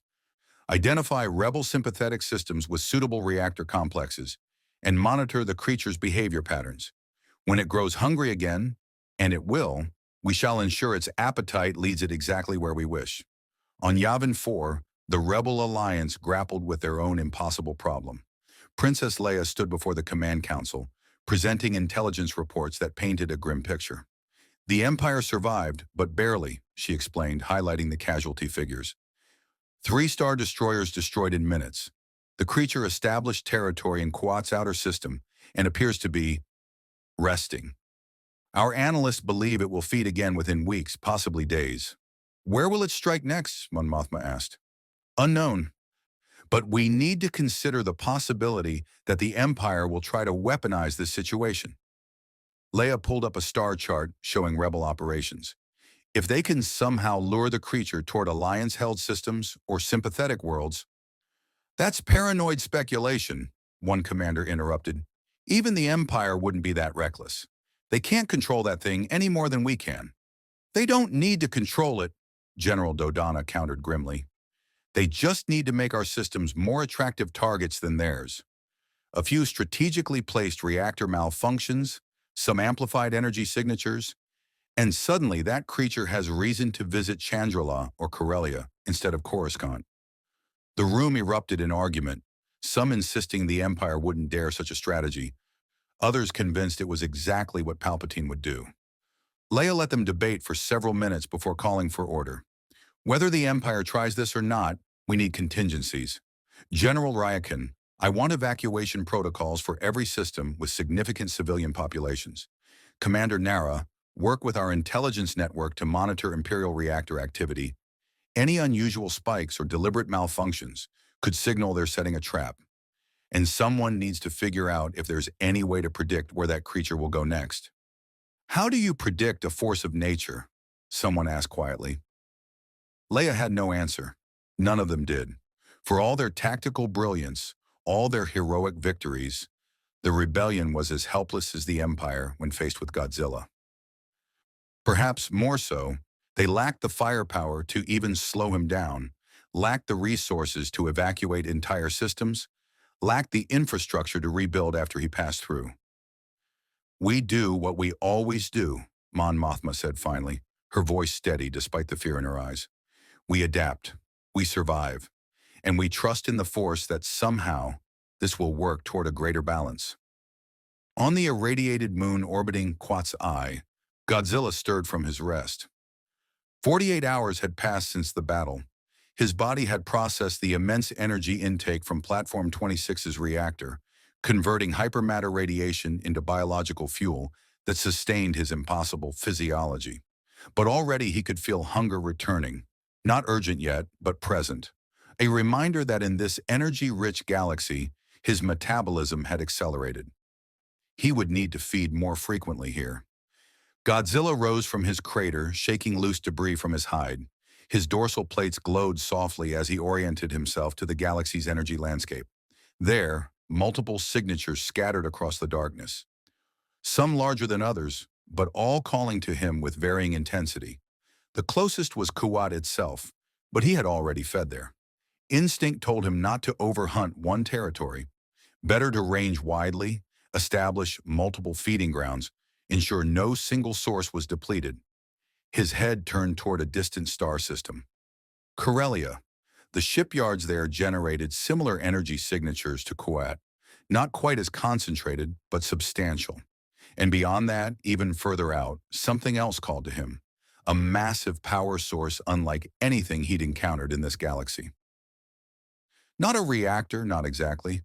Something that resonated with a frequency that felt familiar, ancient, like the atomic tests that had birthed him in his own universe. The Death Star 2's incomplete superlaser, its Kyber crystal array generating energy patterns that crossed dimensional boundaries. Godzilla began moving through space again, angling away from Kuat toward the outer rim. He moved slowly this time, conserving energy in no particular hurry. The galaxy was full of food. He could afford patience. Behind him, Imperial tracking stations detected his departure and scrambled to calculate his trajectory. He's moving toward the Corellian sector, a sensor operator reported urgently. Alert Admiral Dorr's fleet. They need to intercept. But there would be no interception. Admiral Yori Dorr, commanding the Corellian Defense Force, had received detailed briefs on what happened at Kuat. He had read the casualty reports, studied the combat footage, understood that his 6-star destroyers would accomplish nothing except getting themselves destroyed.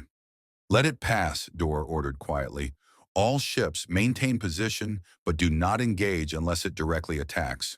We'll monitor and report, but we're not throwing our lives away for nothing. His officers looked shocked at what amounted to dereliction of duty, but none argued. They had seen the footage too. Godzilla passed through the Corellian system without stopping. The energy signatures there were substantial, but not urgent enough to interrupt his journey. He was following the strange call from that distant power source, the one that sang to him like nothing else in this galaxy. His predator instincts told him it represented either the greatest feast he'd ever encountered or the greatest danger, perhaps both. In his throne room, Emperor Palpatine felt it through the Force, not Godzilla directly, but the disturbance his passage created. The creature was moving with purpose now, heading toward... Palpatine's eyes widened slightly. No. Master, Vader sensed his master's sudden tension. The creature, it's heading toward the Endor system. Palpatine's voice was barely a whisper. It's heading toward the Death Star. The incomplete battle station orbiting Endor's forest moon represented the Empire's ultimate weapon, or it would once construction finished. But the super laser's Kyber crystal array, even incomplete, generated energy signatures that apparently called across star systems like a beacon. Evacuate the station, Vader suggested. No. Palpatine's response was immediate, absolute. If we evacuate, we signal weakness. We show the entire galaxy that the Empire's greatest weapon can be threatened by a single creature. The psychological damage would be catastrophic. He stood, pacing before his throne. Besides, General Jerjerrod has months of work remaining. If we abandon the station now, we may never complete it. The rebellion would see it as opportunity for attack. Then what do you propose? Palpatine turned to face his apprentice, yellow eyes blazing with dark determination. We make the creature an offer it cannot refuse. If it seeks the Death Star's power, very well. But it will feed on our terms, in our timeline, under our conditions. And in exchange, a terrible smile crossed his withered features. In exchange, the creature will serve as the perfect guardian for our new battle station. What fleet could threaten the Death Star with that beast prowling nearby? It was insane. It was brilliant. It was exactly the kind of calculated madness that had built an empire. And high above Endor, Godzilla continued his approach, drawn by the promise of power unlike anything he'd encountered since arriving in this galaxy. The king of monsters was coming, and the galaxy would never be the same. The Endor system was a jewel of natural beauty, a gas giant wreathed in rings of ice and rock, orbited by 9 moons, including the forest moon, that had become synonymous with the Empire's greatest secret. Hidden in the shadow of that verdant world, protected by a planetary shield generator on the surface below, the skeletal frame of Death Star 2 hung in space like a metal moon still being born.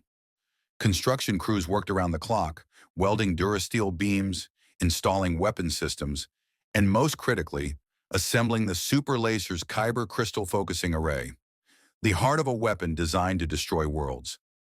General Tian Jerjerrod stood in the incomplete command center, watching sensor displays with mounting dread. The approaching signature was unmistakable. Godzilla was 3 days out and closing steadily, drawn by the Death Star's energy output like a moth to flame. Status of the super laser? He asked his chief engineer. 60% complete, General. The primary crystal array is installed, but the secondary focusing chambers are still under construction. We're generating significant energy just from system tests, but the weapon is months from operational status. Can we shut it down? Eliminate the energy signature entirely? Not without compromising the entire assembly timeline, sir. The crystals need to maintain stable resonance during construction, or we risk fracture points that would make the weapon unusable. We'd be starting from scratch. Jerjerrod closed his eyes briefly. Every option was impossible. Evacuate and lose months of work. Shut down and risk permanent damage. Stay and face a creature that had devastated Kuat's defenses. What about the planetary shield? Operational, General. The generator on Endor's surface can protect the station from orbital bombardment. But, the engineer hesitated, the shield was designed to stop energy weapons and projectiles. We have no data on whether it can stop something that travels through space unprotected. The creature doesn't use a ship, doesn't require life support. It might simply pass through the shield as if it wasn't there. Test it, Jerjerrod ordered. Run every simulation we have. I want to know if that shield will stop him or just make him angry. On Coruscant, Emperor Palpatine issued orders that would reshape the Imperial strategy for the foreseeable future. Darth Vader stood before the throne, receiving his instructions with characteristic silence. You will travel to Endor, Palpatine commanded. When the creature arrives, you will not engage it directly. Instead, you will observe. Learn. The beast has demonstrated intelligence, territorial behavior, and the capacity to distinguish between threats worth fighting and those beneath its notice. I wish to know if it can be negotiated with. Master, the creature is not sentient. It does not speak, does not understand, It understands power, Lord Vader. Dominance, territory. These are concepts older than language, older than the Force itself. Palpatine's yellow eyes gleamed in the darkness. You will demonstrate Imperial power without triggering its aggression. You will make it understand that the Death Star is under protection, but that alternative feeding sources can be provided. If it accepts this arrangement, if it chooses to remain near Endor, rather than continuing to rampage through the galaxy, then we have gained the perfect guardian for our ultimate weapon. And if it refuses, then you will ensure it understands the consequences of that refusal. Palpatine leaned forward. I do not expect you to kill it, my apprentice, but I do expect you to make it respect Imperial authority, one way or another. Vader bowed. As you wish, my master. But as he departed the throne room, doubt gnawed at him. Respect, authority. These were concepts that required shared understanding, mutual recognition. Could something like Godzilla, something that existed outside the Force, outside civilization, outside everything that made the galaxy comprehensible, truly grasp such abstractions? Or would they simply be speaking different languages into an uncaring void? 2 days later, Godzilla entered the Endor system. The forest moon's beauty was lost on him. He registered only the massive energy signature calling from orbit above it. The Death Star's incomplete superlaser sang to him with frequencies that resonated at cellular levels, awakening something primal in his ancient biology. This was power on a scale that transcended mere sustenance. This was the kind of energy that could sustain him for months, perhaps longer. He approached cautiously, aware of the fleet surrounding the station. Smaller than Kuwat's defenders, only 8-star destroyers, but positioned defensively, creating a perimeter. Warning, not immediate threat. Godzilla had learned to read these patterns. The small beings were afraid, but prepared to fight if he pressed forward. His dorsal plates began to glow, not aggressively but responsively. A display of power, a statement. I am here. I claim this territory. On the Death Star's command deck, alarms shrieked. Creature has entered the system. Range 200,000 kilometers and closing. Activate the planetary shield, Jared commanded. All power to maximum. The shield generator on Endor's surface hummed to life, projecting an invisible barrier that enveloped both the forest moon and the Death Star in orbit above it. The barrier was designed to withstand sustained turbo-laser bombardment from an entire fleet. It was the most powerful defensive technology the Empire possessed. Godzilla approached the shield at cruising speed, his massive form cutting through space. When he contacted the barrier, there was a brilliant flash of energy, the shield attempting to repel an object it was never designed to handle. Godzilla pushed against it, his dorsal plates flaring brighter as he channeled power through his body. The shield held for 3 seconds, then 5, then 10, and then Godzilla simply pushed through. The shield parted around him like water around a stone, its energy unable to prevent passage by something that generated its own reality-distorting field.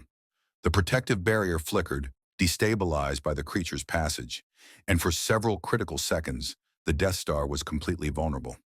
Shield integrity restored, the technician reported shakily. But that thing just walked through our defenses like they weren't there. Jared felt his last hope die.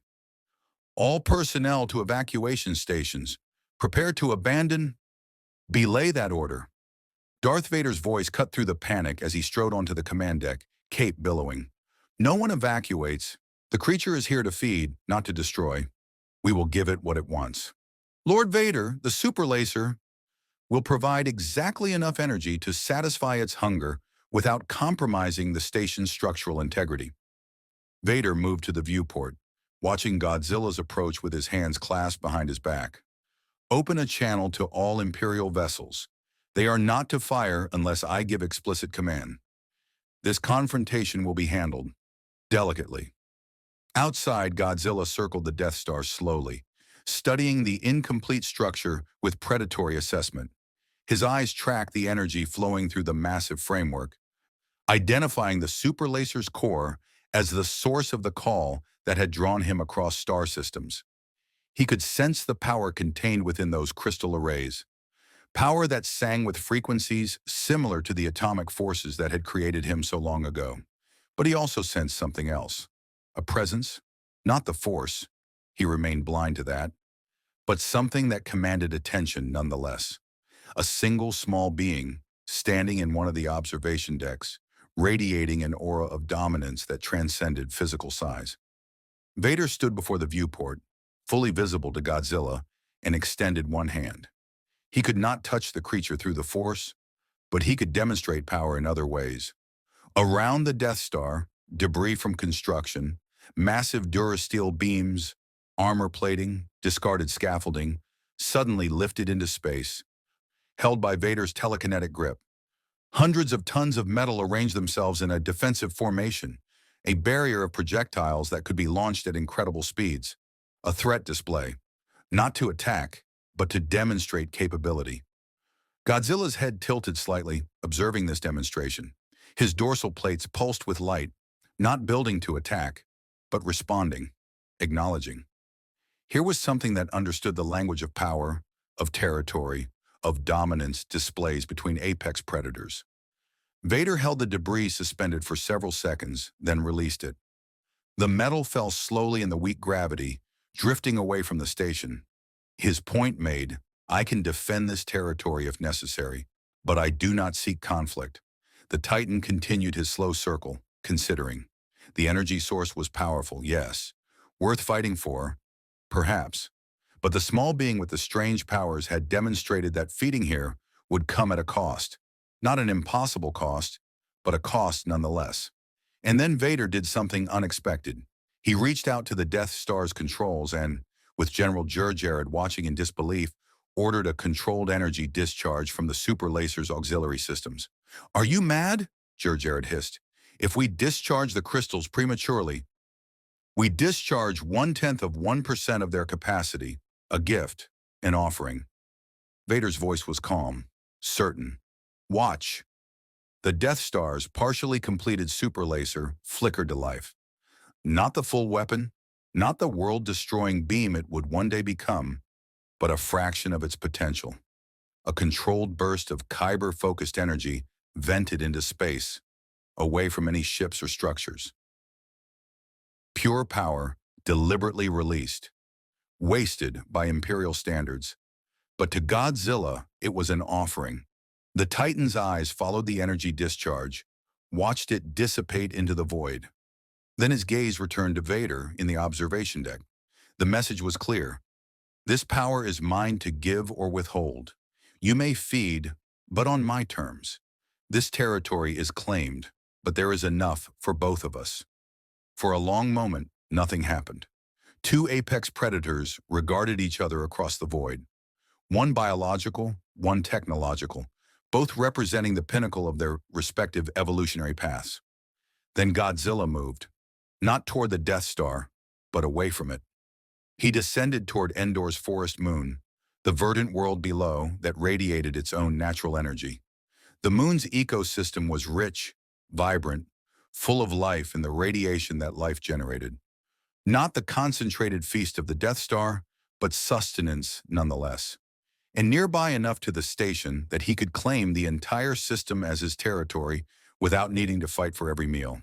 He settled into the ocean on Endor's far side, away from the Imperial installations, but close enough to sense any threats to his claimed territory.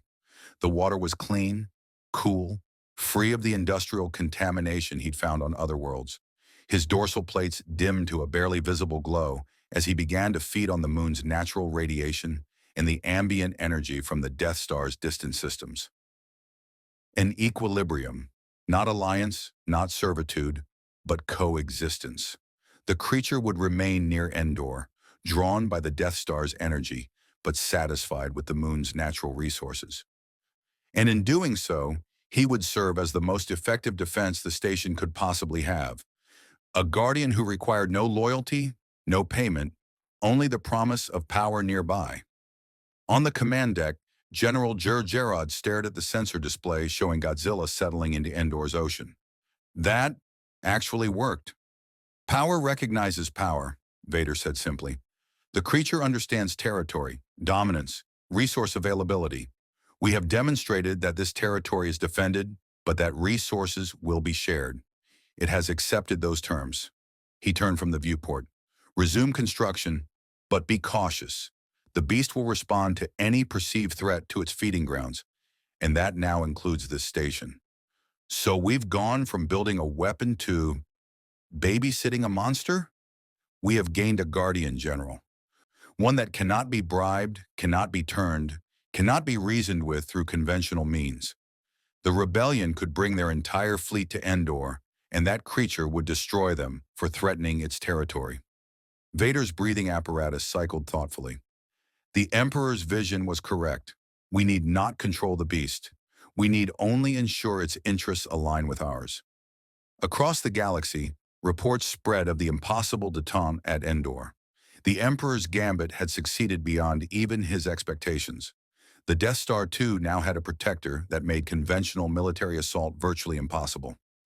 Any fleet attempting to destroy the station would first have to contend with Godzilla, a prospect that made even the boldest rebel commanders hesitate. And on Endor's moon, in the cool depths of an alien ocean, the king of monsters rested. He had found what he sought, a territory rich with energy, a feeding ground that would sustain him, and the understanding that as long as he remained, the small beings would provide the power he needed. The galaxy had learned to live with its new apex predator, not through conquest, not through submission, but through the oldest law in nature, mutual benefit born of mutual respect. Godzilla had arrived in the Star Wars galaxy as an outsider, a force that didn't belong. But now he had carved out a place for himself, established a domain, proven that even in a universe bound by the Force, there was room for power that existed beyond those ancient rules. The king of monsters had claimed his throne, and the galaxy would never forget his reign.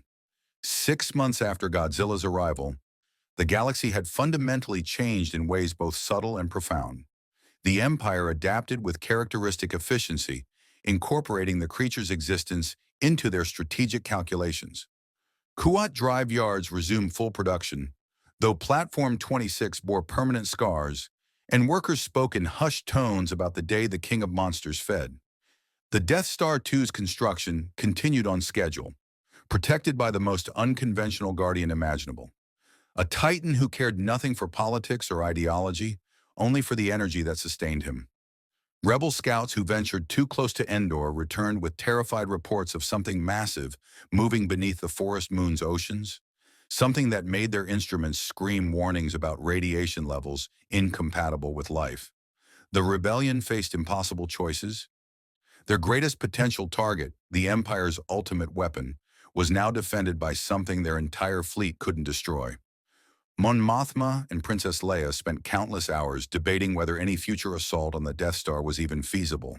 Some argued they should wait, hope that Godzilla would eventually leave, or that the Empire would make a mistake.